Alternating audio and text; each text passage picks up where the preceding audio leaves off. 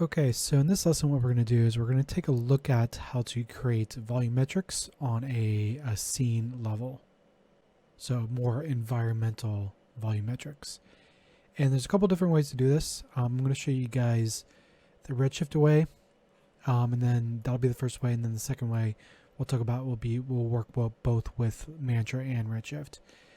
The first way we're going to look at is creating through the redshift render globals, which works really well in some cases, but in other cases not so much. So I'll go ahead and show you guys that. So I just created the redshift node. What I'm going to do is create a scene here. I'm just going to create a tube and then throw it on a grid, and then just go into this tube node, and then I'm going to do a copy and transform. This will just help us to give us some depth in the scene.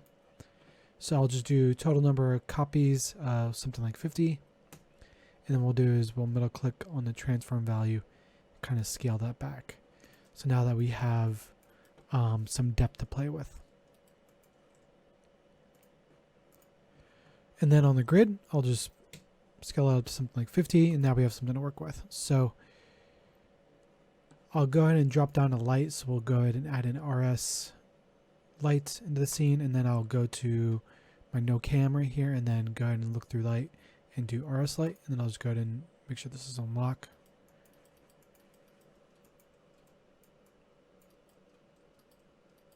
And I'll go ahead and just position in right there. And then last thing that we need is just a camera. So I'll control click on the camera, and then I'll go ahead and do the lock icon, and then we'll go in something like that. Cool. So if we take a look at the render to see what we're getting, so no volumetrics at this point. We'll need to jump into the output, and then we'll jump into the redshift ROP. We'll go over to redshift. We'll do volumetric scattering, and then we'll do hit enable. We won't see anything because we have to go back to our light. So if we go back to the object level and then go over to our light, and then go up to under the light tab, we'll go all the way down to contribution scale for the volume. So now we're starting to see something, and then we'll want to set up our lookup table so that our white values, so if we kind of zoom back here, we'll see that. It's not too bad currently, but you can see that we're getting some really clipped out values, so we'll want to fix that. So we'll switch our display mode over to linear. We talked a bit about this in one of the earlier lessons. Use the importance of the lookup table to get those soft highlights. And I'll just do convert log spaced before applying the LUT, and I'll just choose a LUT. The LUT I'm going to use is the Kodak Vision 3. And now we're getting that really soft look with the lookup table. I'll go ahead and close those settings. Cool. So we're getting some good stuff happening here. The thing I want to show you guys is a little bit of an easier way to control these global environment. These settings can be a little bit confusing at first, so I'll kind of give you the rundown of how I use it. So there's two main things. There's the scattering, which is going to be our volumetrics coming from our light. So if we change this to something like black, we'll notice that we're going to essentially see nothing. Or we can change to scattering, which is essentially the same thing as density. So we've been talking about density a lot. So if I turn that to 0, we'll see it goes off. And then the higher I make this, essentially the thicker it gets. So that's going to be like the part that's going to be affected by light. The other part of the volumetric scattering is going to be essentially a fake depth fog. So this is really good for when you're doing like landscapes or something like that. So how this works is we have the fog emission. Currently it's set to black, which means it's not going to do anything. So we'll move this up to 1. And just for now, I'm going to turn off scattering just so we can see what's happening here. We'll notice that nothing is going to happen.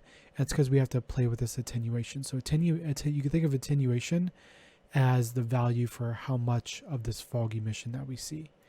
So if I turn this up, we'll see that we start to get that fog. And if I zoom in here,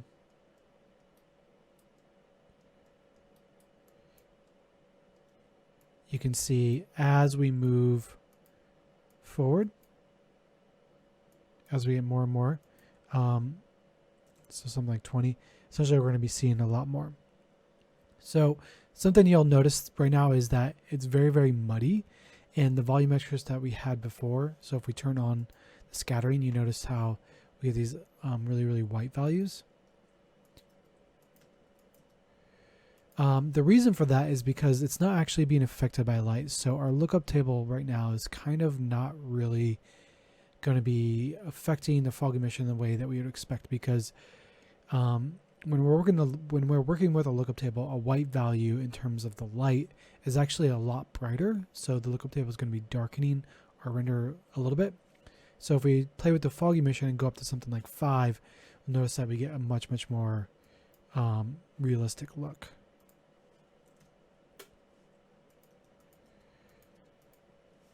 Cool. So we have a couple of other options. We have like fog height right here, and this will be pretty self-explanatory. If we just do like 0.2, and the more we go up, the more we see that. So that was a quick rundown of the globals for Redshift. The next way I'm going to show you guys is another way to work with this stuff. But instead of doing it on a render global level, we'll just create an environmental fog using the same techniques that we've been using. So I'll just go ahead and turn off volumetric scattering, and then I'll go ahead and turn off my IPR for now.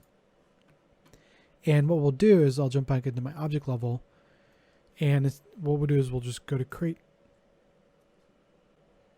and then do box. Cool. So what we'll do is we'll jump inside of here. We'll make this box a little bit bigger. So we'll just do a size of 4, 4, and 4. And then the center will be 2. So essentially what that's going to do is make that sit.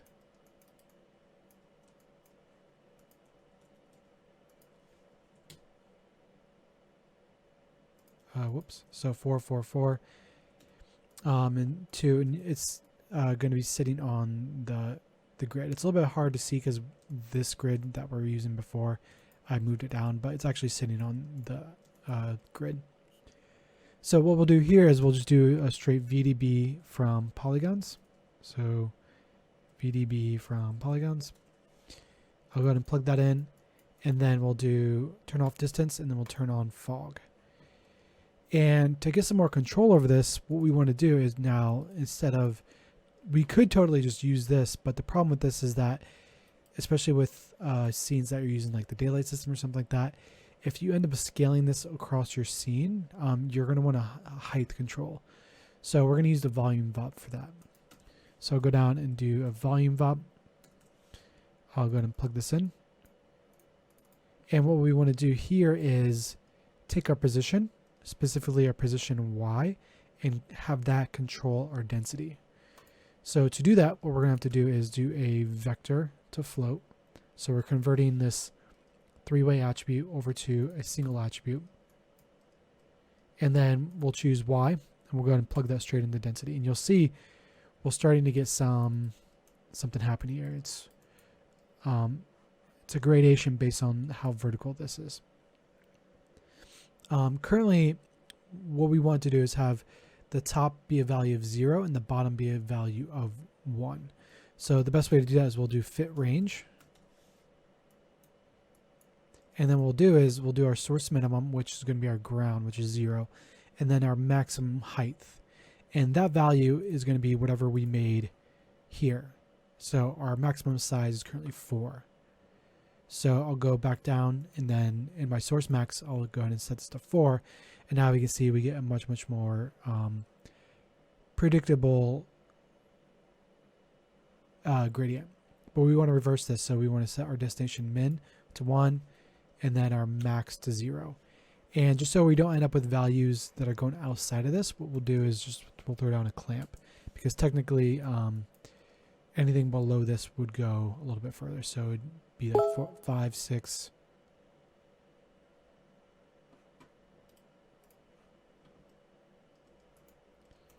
It'd be like 5, 6, 7, and so on and so forth.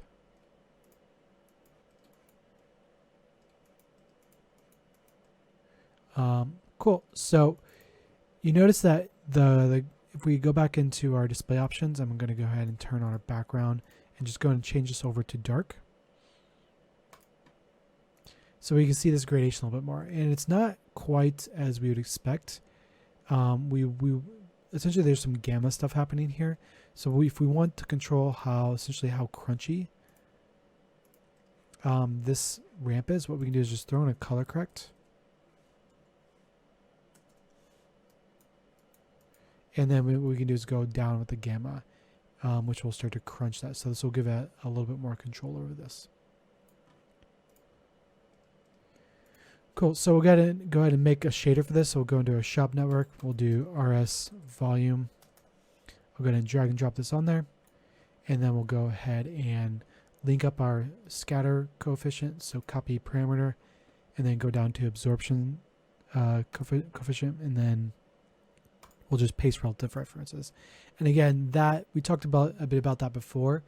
That's going to be strictly just to make this a little bit easier so we can get everything down to one slider. So now if we take a look at what we got,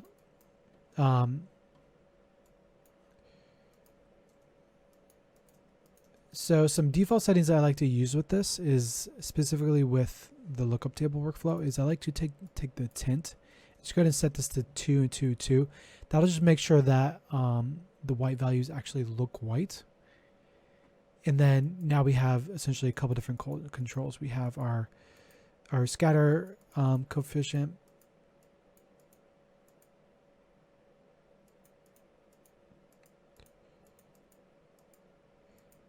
So say at this point we want to start scaling this around our scene. What we do not want to do is we do not want to come in here to our to our volumetrics, and we don't want to come in here and make this bigger. The problem with that is that we're actually going to be making more voxels in our fog, and we don't necessarily need that at all, especially when we're doing like environmental stuff. So it doesn't the amount of voxels that we need in terms of resolution don't need to be that great. So the better workflow is to come up here on our object level, and now we can scale it this way.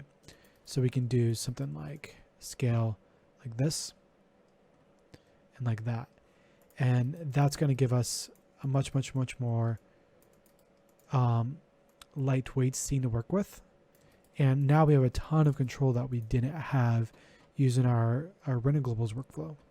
We can scale this, we can move it around, which is super powerful. Like a lot of times you don't want really any fog in the foreground, and the more you decrease your density, the more the background is going to be transparent. But now what we can do is just kind of have this move back like this, and it's going to have this like gradation back there. So it's going to be much more easier to control. On top of that, we still have our emissive values. So if we want to do something like have this, instead of being affected by light, we'll have it be just emissive value, which is good for doing things like depth. What we'll do is we'll change this to a value of 0 to turn that off. We'll go to emission, we'll go ahead and put in density, and now we'll go ahead and fire this up, and now we'll see that we're getting an emissive fog that we can play around with.